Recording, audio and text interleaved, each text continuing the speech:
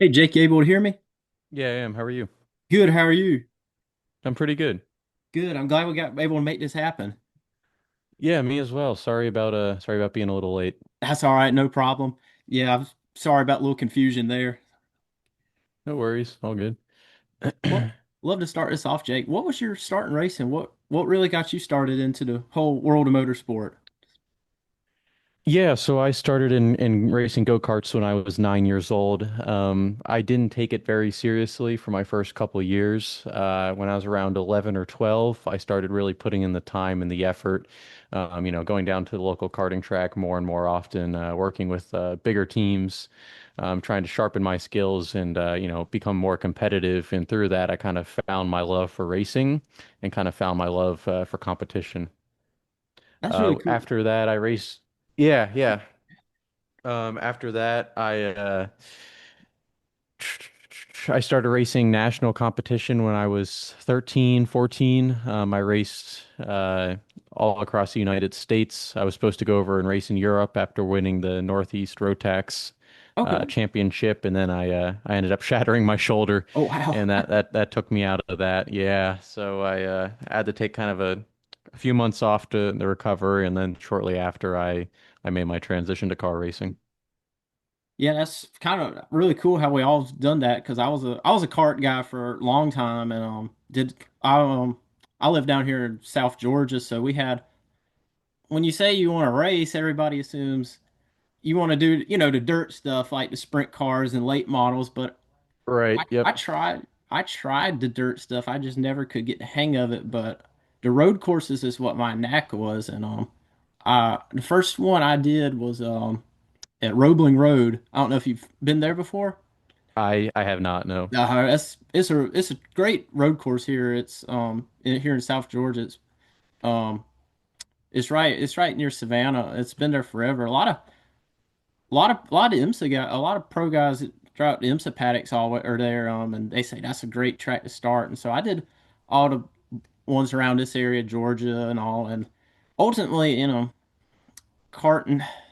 When I was doing it, it wasn't as big of a budget, but you start moving up, it starts finding the budget. It's like, wow, it can get Yeah.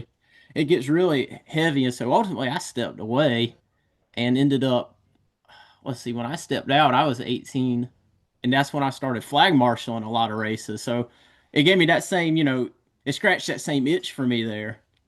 Right. Yeah, yeah, yeah. No, I totally get that. Did you ever move into I guess after karts, what was your kind of next move? Did you do SCCA stuff or NASA or anything like that? Yeah, so after racing go-karts, I started doing SCCA racing. I did a little bit of Spec Miata stuff, but I kind of pulled my focus away from that so much and started racing more WRL. Okay. Yeah, I did a lot of endurance racing in WRL in a Porsche GT4 Cayman. It was a very outdated one, but we were Mhm. very competitive because we had a good driver lineup, and I feel like we really nailed the setup. So I raced with Pinnacle Motorsports for about, I'd probably say a year, year and a half. And then shortly after, I started racing full time in the Lamborghini Super Trofeo series. It's really neat how so many of those guys, WRL has it set up where it's so I would say it's a real professional, but it's also so grassroots at the same time. Because I've been to a couple of their events at Daytona and at Road Atlanta. It's really neat how there's so much that goes into it, but that even smaller small teams all have really good shots at it. Yeah, And for sure.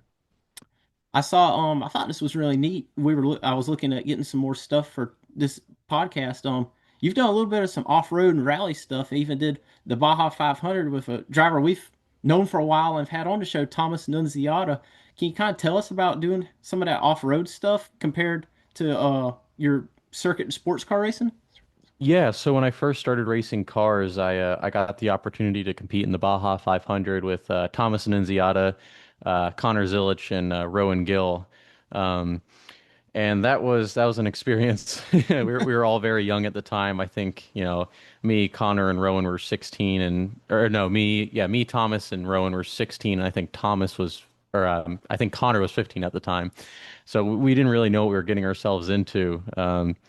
And it was definitely an adventure, and I think we all learned a lot. It was a great learning experience. And then I revisited uh, off-road stuff last summer when I went over to Sweden and Finland to compete in Rally X. And that was another great experience. Those guys out there are super, super gnarly. They're incredible drivers. The cars are badass, and you really got to get up on the wheel to go fast.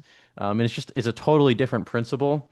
And being able to be quick on your feet, literally, and be able to understand how to transition from dirt to road in an instance while you're also hitting jumps and while you're beating and banging off the cars next to you because there aren't really any mirrors and everybody is already at such a I don't want to say out of control state, but Mhm. already on edge. It's definitely not easy racing. Did it teach you, I guess, I know from going from dirt to pavement had to be kind of a, balance, the change in the balance of the car. Did it really teach you maybe how to save your tires and stuff? Just kind of Yeah, yeah, interested how that definitely. works. I think it helps a lot with understanding how to set up the car before going into a corner in a super extreme scenario. Mhm. If you're coming off the dirt, you don't want to be totally sideways before you go into the pavement section. You want to understand how to set up the car and still get a good arc, still get a good run, and how to really drive the car on the nose. I know from your perspective, when I first started hearing about you, I've always loved the Lamborghini Super Trofeo series. I think it's a great series IMSA has. When you first came in, it was 23, right? Yep. Yeah, 23 was when I went full time with 47 Motorsports. I rolled off the first practice as an AM driver, and they basically bumped me up immediately to the pro category, and I joined the young driver program for that year. Going through just those, Super Trofeo 2 years, how good of a learning platform is that? Because you see so many of the drivers in WeatherTech graduate from it. I mean, look at one of your competitors in the class, Danny Formal and Graham Doyle, what they've been able to do coming out of Super Trofeo. They've been obviously those two are really strong drivers, but from your perspective, how was your time in Super Trofeo? Because I know you guys had some really good results. Yeah, we had good results. The car is super hard to drive, right? It's 650 horsepower. There's very little aero, very little tire. So you're always up on the wheel and the car is always on the limit. And that really helps drive other cars that have more aero, have less power, have bigger tire. When you're constantly driving a car that, I don't want to say wants to kill you, but it almost does, it makes everything else just so much easier. And yeah, I mean, Danny Formal is a driver who I look up to, and you watch him drive the GT3 car, and he's always on the limit, and he's always on the limit because he knows. I think he just knows the Lamborghini platform so well, and Super Trofeo has helped, train him to drive on that edge. I remember you were doing both at one point, Super Trofeo, and you did the endurance roll in IMSA. What was it kind of like going between jumping between the two cars? Obviously, the GT3 is a lot. It's got a lot, I was, a lot more powerful car than the Super Trofeo there. Yeah, I mean, huge, huge difference. Everything from the steering rack, where you have to put in the Super Trofeo, you just got to put in so much wheel to get the thing to rotate. And at the end of the day, the Super Trofeo is very similar to a street car. It has similar street brakes, just similar handling. So it's just a huge transition to jump back and forth. And it definitely made me a better driver. And I feel like, the more stuff you can jump into, the better.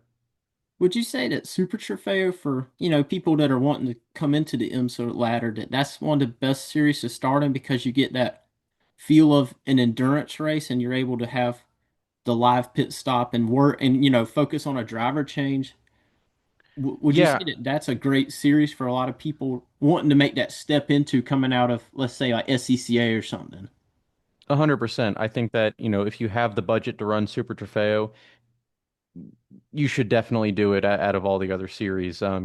It teaches you clean racing. These cars are very fragile. You can't be bumping, you can't be banging. You got to keep the car under you. You can't blow off the tires. You have to basically, it teaches you car preservation. It teaches you pit stops. It teaches you, sprint formats. All while you're working to set up this super high speed, high pace car. I don't think there's a better IMSA series out there for, I guess getting your feet into IMSA.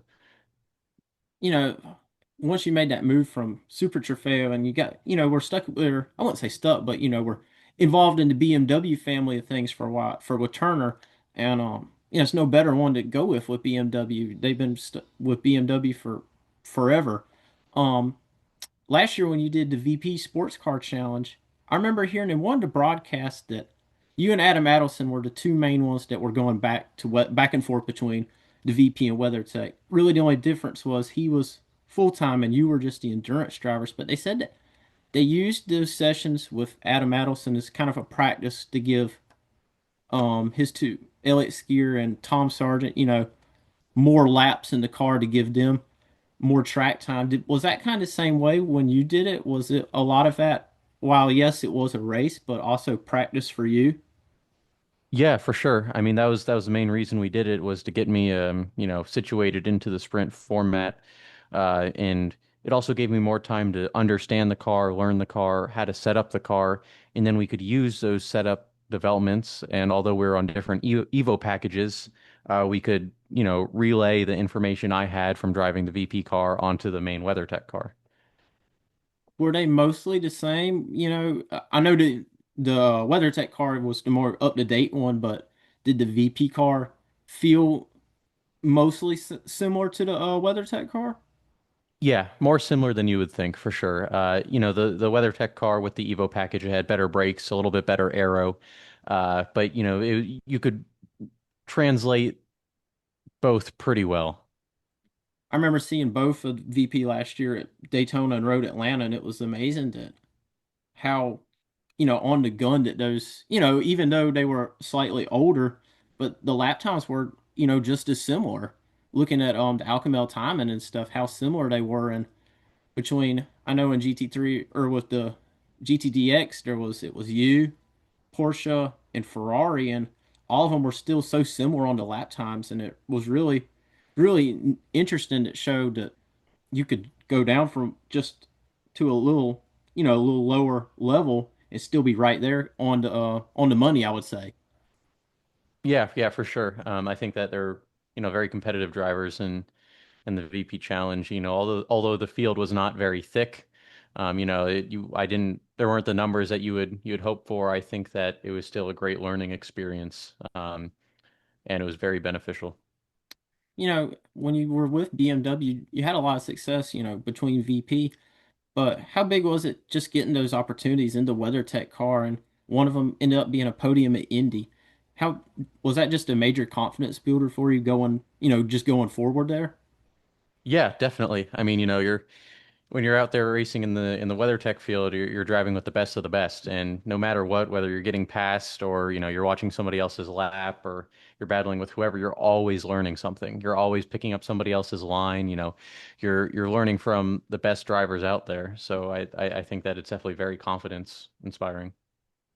And, last year with BMW, and then off season, the announcement came out you were switching with Mustang with Gradient. Talk about how that's been for you and just how different the car has been getting used to, and what's been like the new team been for you. Yeah, so I had the opportunity to race full time with Gradient, and I was very excited. I was thrilled. We took the opportunity, and the Mustang's a very new GT3 car, and with this new Evo package, it's been phenomenal. We've made a lot of development as a team to continue to make the car faster and faster, and we're always learning new things. Working with Gradient has been phenomenal. Although we haven't had the best luck at Daytona and Sebring and unfortunately Long Beach, the team has executed flawlessly every single time. We have some of the best engineers I've ever worked with, best crew guys, no mistakes. Um, and when we get set back because of something that's out of our control, they always work as hard as they possibly can to get back on the right page. So I can't thank them enough. They're phenomenal in being able to work with Ford so closely and have the information from the other drivers. It's been a great experience. Speaking to other drivers, you got Joey Han and Corey Lewis, two of those guys that know the Mustang really better than anyone else. Joey helped develop the factory car, and then Corey was with Proton when they did the customer entry. in 24.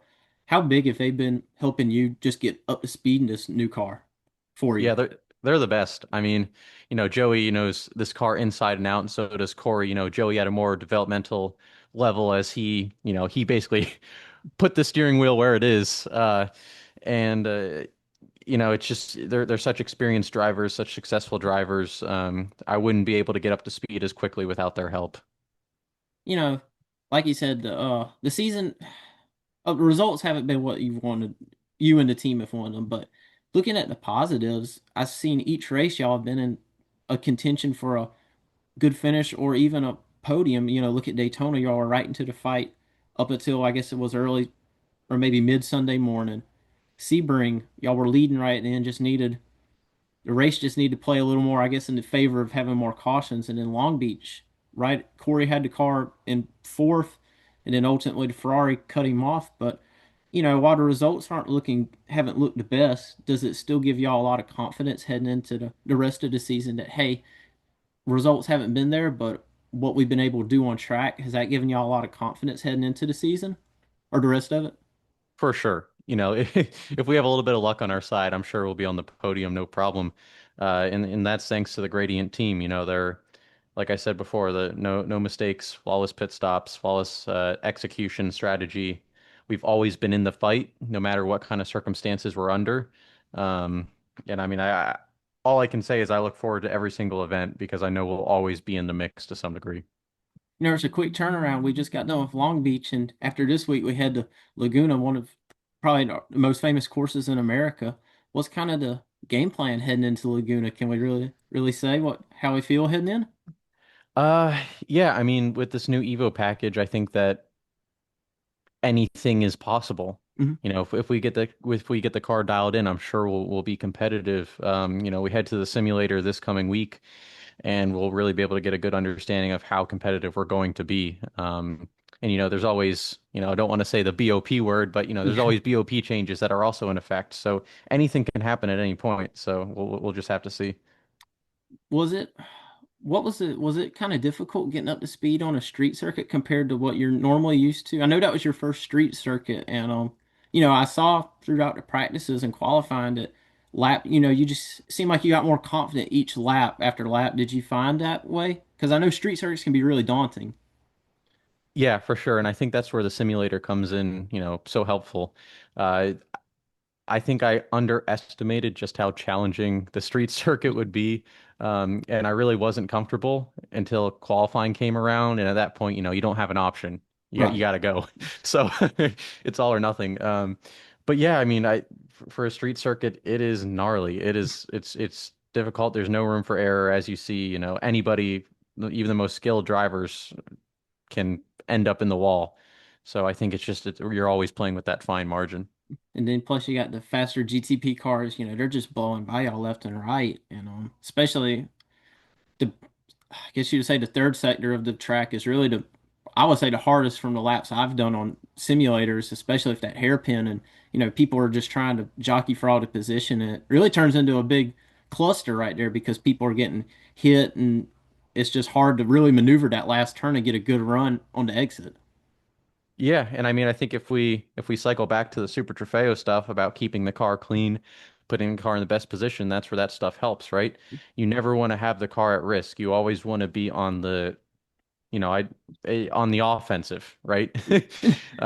So if you gotta put the car in a defensive position to prevent a GTP car getting around you, uh, to protect the car, that's sometimes something you have to do. I'll ask you this. Last week you made it over to the Nürburgring, did NLS race 3. How exciting is that? Just getting the opportunities to go over there, and you're preparing to do the 24 in just under, I guess, right at a little under a month. How exciting is that? Yeah, I mean it's incredible. I went there for the first time last summer to get my A permit in a Porsche GT4, and obviously they reduced the power, add some weight, and the car is actually really slow. And then to come back, 2 weeks ago, 3 weeks ago in a cup car, uh, it's just an eye-opening experience. After 8 laps, you're like, holy cow, I felt like I just did a 24-hour race. But I guess, to be able to get this opportunity it's a once in a lifetime deal, and I know everybody who I talk to wants to go to the Nürburgring, so to be able to do this, I'm super super grateful. It's just a cool track. It's a dream circuit for me, but I kind of have to ask, there's so many great sections of the track. Is there a favorite section for you and a least favorite section for you? Oof. Favorite section, I'm probably gonna butcher the pronunciation, but Flugplatz. Uh, Yeah, I know that exactly. Yep, that's a great section. I wouldn't say I have a least favorite section. I think that the final corner going down the long straightaway Mhm. into the tight S's before you come through the final bend is super sketchy, Mhm. and to be able to commit to full throttle all the way until the breaking point, it's just really really hairy. So I don't think I have a least favorite corner on the track, but I definitely know what's the scariest. How awesome is it for you to have John Miller driving with you? He's been doing the Nürburgring for a long time. He knows this track really well. And you got Jaden Lander, who's also kind of like your situation, getting up to grips with the Nürburgring. How's the team aspect been for you? It's been great. I mean, running with Huber Motorsports and running with John has been phenomenal. John knows the ring inside and out. He knows all the turn names, all the little nuances of the track. So, without him, I wouldn't have been able to get up to speed. So, I'm super grateful to have such an experienced, Nürburgring specialist on our team. Is he? I know that the hype for this year has been incredible just because of there's some, F1 world champion coming. How do you feel that the hype has been for this year if you don't even look at the fact that, Verstappen is coming? Do you feel that this is just a one of them races that you just got to do one time in your life at least? Yeah, for sure. I mean, I think regardless of the hype, the Nürburgring's the Nürburgring. That being said, having an F1 driver there, it only makes the sport better. It only makes the sport more popular. F1 is already at such a pinnacle in terms of I guess audience reach, if that's the right word. And now that you have Formula One drivers coming to race sports car stuff, it just makes the sports car side, explode as well. So I think that that's always, always a good thing. I love that the fact, keeping on the subject of Nürburgring, that you look at places all over the world that have these races like this, that outside of some of those races, you got people that you will never hear of. And I think that's what makes the Nürburgring so special. You got people that just come there constantly, and just want to keep making laps there. And outside of Germany, people wouldn't know them, but those are some of the people that I would love to see some opportunities in them and, a higher class of car because, they just know the track inside and out. Yeah, I mean that's what makes the sport go around, right? All these drivers, I'm sure that with having Max Verstappen there'll be a lot more mentions, and I'm sure a lot of other fast Nürburgring specialists and locals will have their name brought up, which will be great. And they've already filled up the entry list. Got 150 cars, so I know it's gonna be quite an exciting 24 hour. The last few years, we haven't really had a full 24, so I'm really hoping we get a full 24 this year. Me too. Yeah, and getting a hotel was a pain in the butt. So With going over to Europe and doing more of these, is the do you see is the option there to maybe do some more this year, or is just right now Nürburgring kind of the main one for right now? right now, the Nürburgring's just the main one. There's a ton of tracks I'd like to hit in Europe. I'd love to go to Spa. I Trust me, there's plenty of tracks that I would just absolutely love to go to. But for right now, we're kind of focusing our attention on American tracks, and if there's an opportunity to go race something somewhere else and outside of the US, I'd be thrilled. Well, you're the right team forward, and I know that y'all get a lot of factory help. Just having Joey Hand and really the Ford car's still so new. So, I wouldn't say you turn down the option to, hit the GT3 at one of these, great tracks around the world. Oh, for sure. 100%. Yeah. But Jake, I want to thank you for coming on tonight. I was really glad we got to make this happen. Yeah, thank you as well. I'm glad we got to meet. This was nice. And we'll be at Road Atlanta, so we'll definitely catch up there. I know it seems so far away, but the season flies by that, October will be here before we know it. Yeah, can't believe we're already 3 races in, I almost know. four. Awesome, but I want to wish you best of luck. I know we got Laguna just next week, and then the Nürburgring right around the corner, and then the season just flies from there. But it was great having you on, and excited to see what happens this year. Yeah, yeah, look forward to catching up at Road Atlanta. Yeah, absolutely. Thanks, Jake. Yep. Have a good night. You too. Thank you. Bye.